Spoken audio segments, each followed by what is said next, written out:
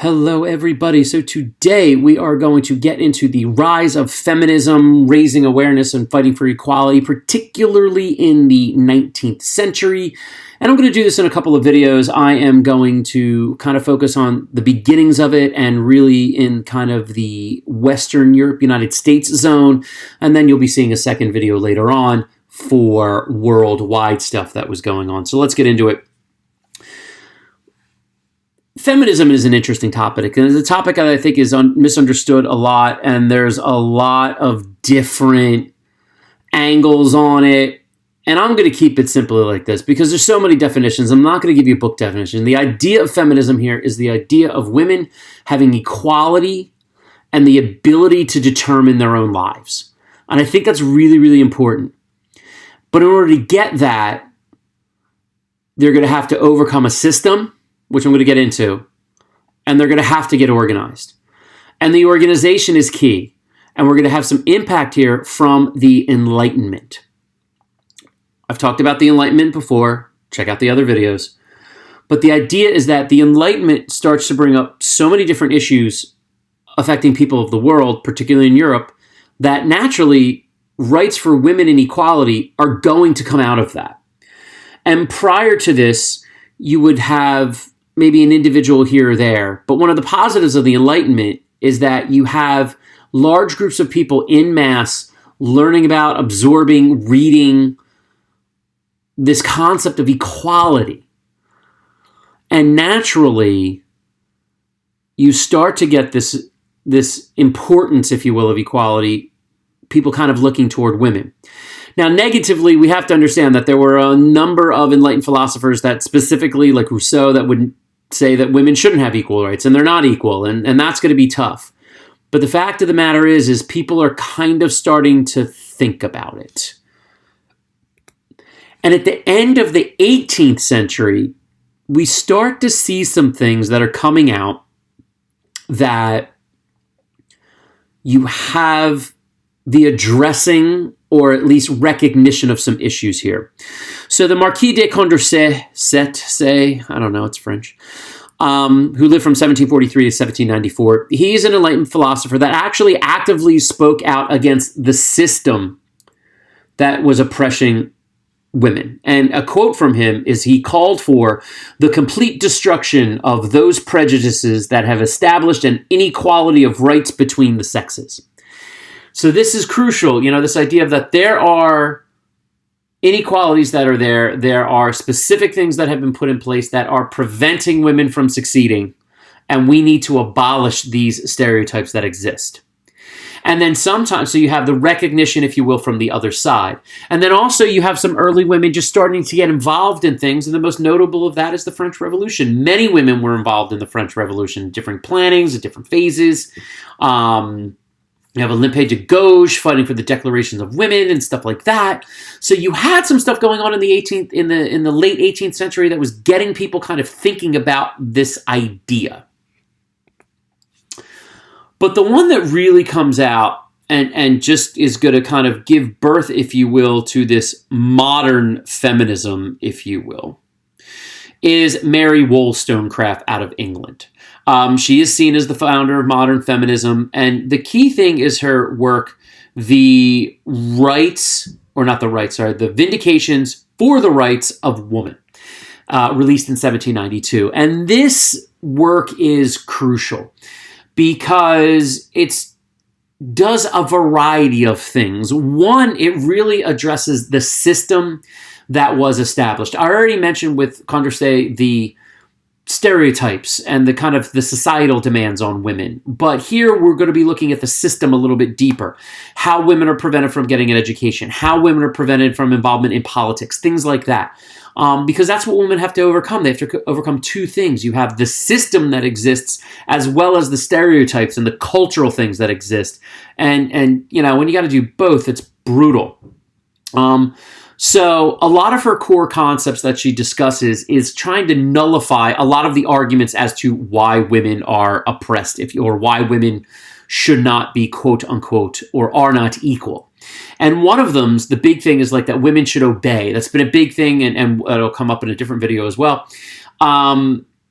And Rousseau was actually particularly big on this. And for her, it's like, well, that's contrary to the beliefs that monarchs should have unlimited power over its citizens. So like if you feel that we shouldn't have a monarchy, which is the big thing that's moving in Western Europe, of course, it had already been achieved in the United States at that point, then the whole idea of oppressing women makes no sense.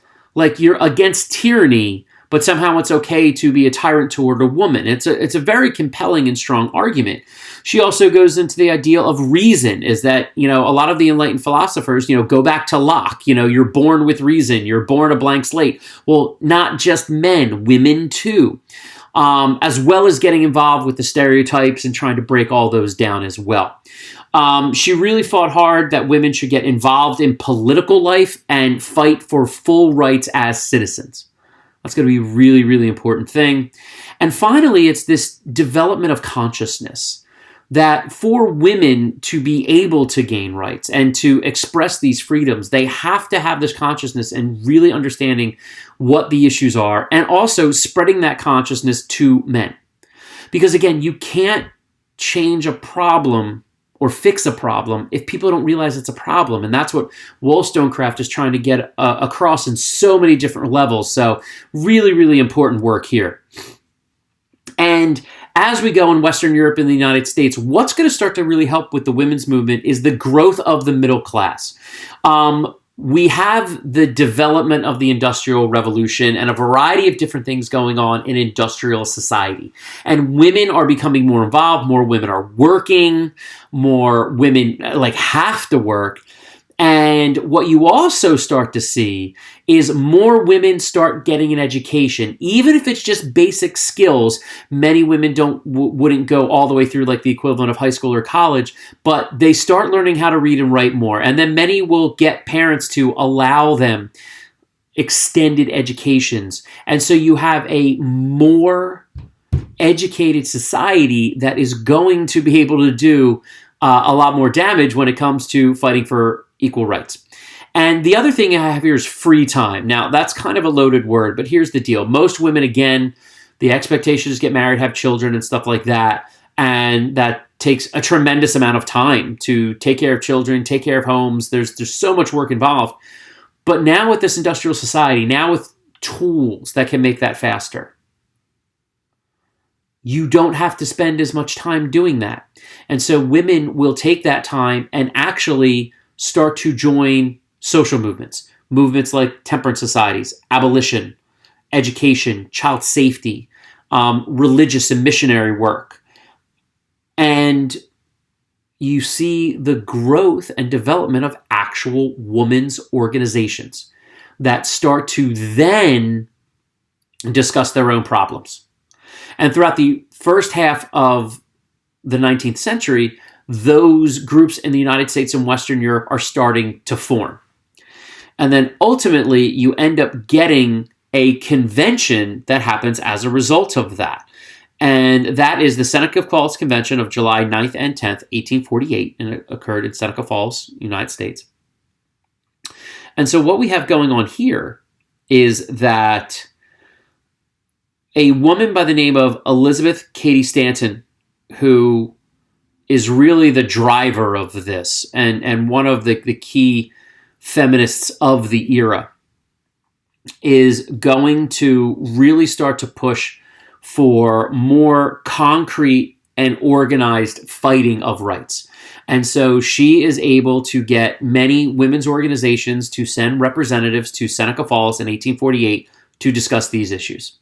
And she puts it very eloquently in her opening speech, and I have an excerpt here, where she says, "We are assembled to protest against a form of government existing without the consent of the governed." Remember, women can't vote.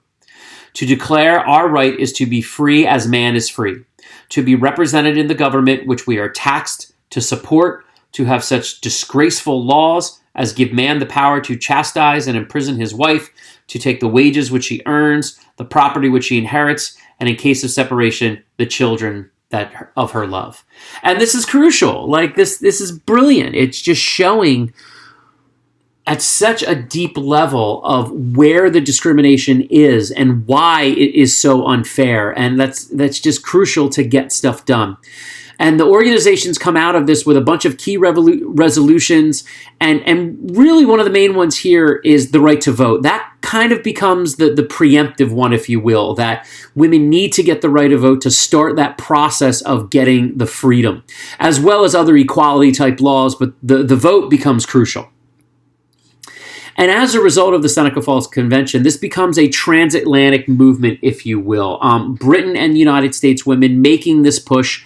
And you have a lot of correspondence between the two. Women writing letters back and forth to keep themselves motivated, to give them support, to give each other ideas. And again, they're going to focus on things like gaining greater access to schools, universities, jobs, and voting. That's where we're really focusing on, which is almost everything. But because you need an education, you need a job for independence. And that's really important, that everything is based around women having to be married to or men to achieve everything. So if you get an education, you can get a job. You don't have to do that. And then some other focuses are things like not taking husbands' names, not marrying, dressing certain ways, like wearing pants. I know it's not a big deal today, but in 1850, it was a legitimately big deal. And from like those little things like wearing pants all the way up to fighting for rules, or not getting, married, the movement is really moving. And the numbers were getting huge. By 1900 in France, there's over 100,000 women that are registered with feminist organizations, many more probably still involved. And by 1900, the National American Women's Suffrage Association had 2 million members. So this is really, really impressive. And they would use a variety of tactics in order to do this. You have marches and rallies, and generally peaceful. And then we have the quote-unquote militant feminists. And I come across this word. I don't like to use it, and because I think it's a way to often degrade women. It's like, oh, there's these uppity, angry women. And it's not that they're angry. It's that they feel that they're frustrated. And so these women will be more aggressive. They will start to try to make themselves present in areas where women were not supposed to be. Probably the biggest leader of them is the woman you see on the top right is Emmeline Pankhurst out of Britain. She will advocate destruction of property. She will actually try to address King George herself, which technically was illegal. She actually got thrown in jail for that, but she'll do a hunger strike. So a much more aggressive type movement. And then women who are willing to sacrifice themselves. On the bottom right there, you see a picture on the far right. That is Emily Davidson. Emily Davidson decided to bring awareness of the movement more directly. And in 1913, there was a horse race, big horse race in England. And the horse of the king was running. And Emily got herself into the infield so that at one point in the race, she could step in front of the king's horse. I don't think she was trying to kill herself. There's no evidence of that, but she was trying to disrupt the race. And then people would ask, well, why? And then, you have a platform, no different than like a public sit-in. Unfortunately for her, as you can see by the picture down here, here's the jockey, here's the horse. The jockey and the horse would be fine, but Emily herself would die. But that's what it took, unfortunately, sometimes. And more women seem to be willing to be, and to have this more aggressive stance. And in the 19th century, there were advances and there was change. The literacy rate of women starts to go up, by double and more. More and more women get access to higher education. We also have the creation in both Europe and the United States of specifically colleges for women. And you have some high-profile women, the famous Florence Nightingale, who made nursing so famous in the Crimean War and becomes a beloved hero. Jane Addams in the United States of America, who founds the idea of social work and actually wins a Nobel Peace Prize for her effort. And the basis is being laid. And I can't stress that enough. That yes, a lot of the legislation isn't going to take place. For instance, women don't get the right to vote in the United States of America until 1920. For women in England, it's after that. But you have to lay that foundation. And these women in the 19th century were really doing that. But as I'll talk about in my second video, it's not just in the United States of Britain. That's where it starts, but it will start to expand out of there. So that gives you the basis of what's going on with feminism in the 19th century. We'll get some questions on that and hope you enjoyed this one.